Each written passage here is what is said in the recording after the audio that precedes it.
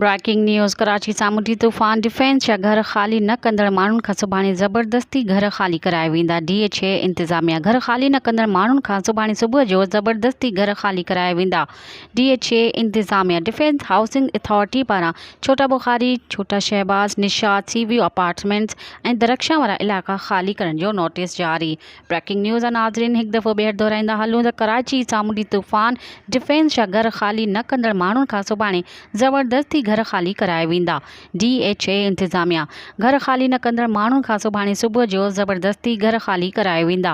Defence housing authority पारां छोटा बुखारी, छोटा Shahbaz, Nishat, sea view apartments ऐं दरख्शां वारा इलाइक़ा ख़ाली करण जो नोटिस जारी।